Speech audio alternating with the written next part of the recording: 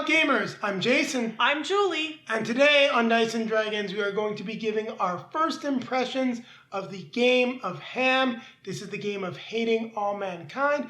It's designed by Bill S. Naim.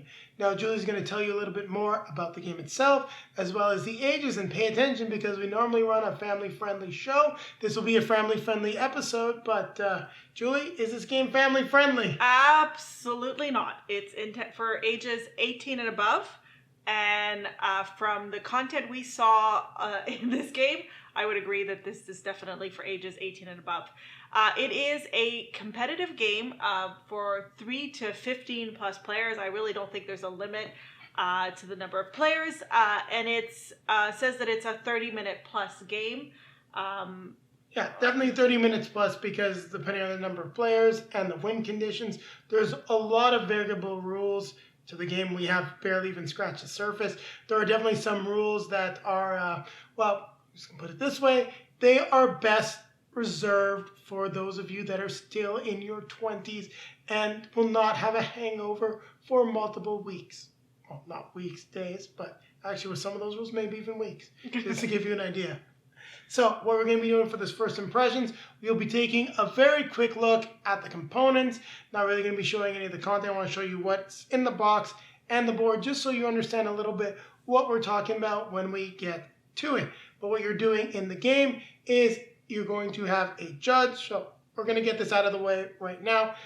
The core of the game is very much Cards Against Humanities. There are some differences to it, but you do have a gray card, which someone will then be judging. You will play pink cards to get the funniest response. The difference is that with the game of Ham, you can play with just cards and decide a set point value. There are point values on the cards or the number of gray cards that you have to win. There is also a board, and you can try to get to the end of the board. You got to get to that victory spot exactly. If you overshoot it, well, that's just too bad. Now, where the game differs from games like Cards Against Humanity and other similar games like Le Séjour, if you were in Quebec, you do have the board element. You'll be able to get some cards that will be able to affect the gameplay. You'll be able to knock people back on the board, even force judges to pick different cards, as well as also protect yourselves from some of those negative effects if you have the word ham with your gray cards that you've won. So I think I've covered everything, Julie. Think so. All right, so we're going to show you the components, and then we're going to be coming back at you with our first impressions. Now we're going to take a quick look at the components for the game of Ham. So this does stand for the game of hating all mankind. So we're going to take a quick look at the rule book. As you can see, it explains the different kinds of cards, and you've got a whole bunch of variant rules, and the core rules are contained in the first few pages. Now, as this is a not safe for work game, I don't want to show off too much. You also have this quick start guide, and don't worry, there is nothing not safe for work about it. Now we're also going to go do a little overview as to how the game plays. We'll show you some of the cards, but I've picked some stuff that is family friendly. So this game is for 3 to 15 players. So I think this is just a little off camera. We'll slide it back down here. So as you can see, we've got all of these different player tokens. Now there is a board in the game of Ham. So you will pick a space to start. Now this is not the right type of space. You'll need a white space, but what you're essentially going to be doing is moving across the board. You'll be gaining the different types of cards. Now these cards are take that cards that you can use to thwart the play of your adversaries. So you can see you can bounce a target piece back. You can force one player to sit out a trick. You can switch out up to 7 pink cards. You can make an additional pink card play, so you can play 2 cards. Now you get those rewards for landing on these spaces. Also, if you land on a space like a 1, you'll get to move forward an additional space, but you will not get the reward. Now, how do you move your pieces? Well, on the trick cards, you'll see there's a value at the bottom, 1 or 5, 1 or 3. You get to decide where you're going to move. So you're going to get prompts like what livened up career day, what is the first thing that graduates do after they graduate. You also notice that you have HA on the back of these cards. There is also an M, and I did not pick one out. So if you spell HAM, well, you can use this to defend against someone playing one of those nasty cards on you. You also have the pink cards, the prompt cards, which will be things like a proven conspiracy. You will have whispering sweet nothings and a beached whale. Now, there's stuff that is a lot more inappropriate. So if you play Cards Against Humanity, you know exactly what you're getting into. And here we just have a few tokens that you can use to separate and stack these cards, because when you take a look at the cards, we didn't look at the back of them, just to make it so that you can hide what you actually have. They are all white. So there you have it. These are the components for the game of Ham. Now keep it right here, as Julie and I are going to be coming back at you with our first impressions of the game. So the game of Ham, what did you think of our first play of the game? Well, maybe we should tell our viewers how we played the game, because this is a 3 to 15 player game and we really can't have anyone over right now. So what we did is we used the rules in the book to have a random player in the game. Well, we didn't just have a random card, we had a random player. And what we did is that whenever they had a negative card or a card that could affect the gameplay, they played it immediately on the person that it would be most annoying to. So you just play with a simulated third player. That's something you can definitely do, but you want to play this with more players.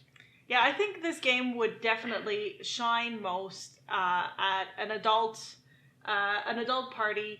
Well, it's a party game. Yeah, definitely a party, but it definitely an adult party. You don't want to be playing this with kids around. The content definitely is adult only. And I would say reminiscent of content that if you are familiar with Cards Against Humanity, it's very similar content on the cards. So the fact that there's a board adds a different dynamic to it. I would say, when it's a way if you're not having a lot of luck with the cards that you're pulling, or you're not finding anything that's attracting the judges when you're putting your cards out, it's a way that you can stay in the game by using the different cards that you're getting, if you are able to win anything, to definitely affect the game. And basically you could keep one of these cards that would allow you to keep pulling, let's say, the winner back, or the one that's in front. So it adds a different dynamic to the game. You read the rules. You were telling me basically, because Jason is the rule guy, Jason was mentioning that there are many different ways that this could be played.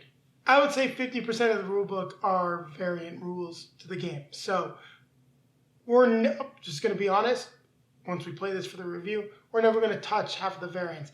I think that the way the rule book is constructed is a little bit of a detriment to the game, because there's just a lot of stuff in there. I would have much rather seen a core rule book, variant rule book. Now that would increase printing costs, but simplicity is best.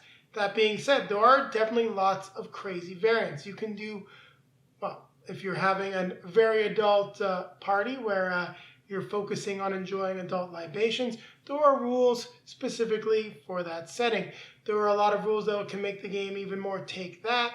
There are rules to make the game just flow easier when you can just play with the cards. But at that point, I feel if you're playing with just cards, the game is essentially Cards Against Humanity. If you already have Cards Against Humanity, you're not going to want to pick this up. You're picking up the game of Hating All Mankind because you want something that has some take that elements, you want a board, and you want to be doing something that is in the vein of CAH, but is completely, well, not completely different, but has different elements that will refresh that experience, especially if you're finding, all of those different matching games. Like, I mean, let's be honest, Cards Against Humanity was kind of almost like based on Mad Libs, just a really inappropriate version of Mad Libs. So it will refresh that aspect of the game, especially if you like beating up on your other players. If you're going to be playing in a more competitive atmosphere and you have players that are typically more competitive, you will probably enjoy this more than the other games that are out there. Yep. I mean, it's from a first look perspective. This definitely looks like it would be a lot of fun with a lot of players, and I definitely think you want to be at least 4 players. I think it could be played at 3, but I think this will be more fun at the higher player count. I think you really want to get up to 5 or 6. This is more of a party game than anything else. Now, one thing that I do want to commend the game for are the different rules for winning the game. And I would highly recommend just judging by the take that elements, which give me flashbacks to overly long games of Munchkin. I would always play with the rule that you have a set number of cards that you win. So maybe 10 or 20 of the tricks you have to win, or you are the first to get to the end of the board. Because if you're going just to the end of the board with a lot of players, you might be playing for a very long time. Now, depending on the party, that can be great. I've gone through an entire deck of a party game before, and we were up for hours. It was amazing. But you're not always in that situation, nor can you always sleep in, because at our age, no, we can't do that anymore. We've got an alarm clock that has a name and will wake us up at the same time almost every day. Yep. So is there anything else you'd like to add, Julie? No, I think that's it. So Game of M, it is definitely a solid party game. If you're looking for something new in that aspect, you should definitely pick it up. We will have a review on the channel. I don't know when, because the likelihood of us getting the right group for this together is just seemingly getting further and further and further away. It will be a post-pandemic review. Yes, most definitely. And it won't be right away post-pandemic. It's going to be when we can actually have about 10 to 15 people. Well, yeah, 10 to 15 people over. And also the right 10 to 15 people over, because if we're hosting a game night, this isn't the kind of thing that's going to hit the table then. So, what time is it now, Julie? Time to grab our drink. Grab our best friend. And we're going to remind you to like, comment, subscribe, and hit the bell to be notified when we have some new content for you. Yes, and we'll remind you to take a look down below in the video description to find links to all of our social media feeds. So we've got Facebook, Twitter, Instagram, so you can take a look at pictures of us playing the game of Ham. We'll also have a link to where you can find the game of Ham as well in the video description. And then if you'd like to support the channel and pick up a different game, check out our link to multizone.ca. You're going to get 10% off your next purchase, and a portion of that purchase will come back to the channel. And then popping up in front of me is going to be a link to our most recent release. And over there in front of Julie, I don't think we've really reviewed any other party games. No. I think the closest things we got is maybe a review of Codenames. There you go. So something Codenames related will show up there. And just once again, we need to remind everyone, what do they need to be doing? They're going to keep playing games. Keep playing games.